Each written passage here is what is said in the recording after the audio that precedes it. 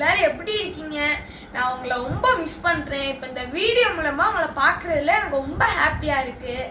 இப்போ COVID-19 வந்ததுலேருந்து எனக்கு ஃபுல்லாக ஆன்லைன் கிளாஸ் போயிட்டுருக்கு. இப்போ பூஜை ஹாலிடேஸ் வந்ததுனால எனக்கு 2 days ஹாலிடேஸ் கிடச்சிது. இந்த 2 days லீவில் ஒன்று யூஸ்ஃபுல்லாக ட்ரை பண்ணலான்னு நினச்சேன். அது என்னென்னு பார்க்கலாமா? வாங்க பார்க்கலாம்.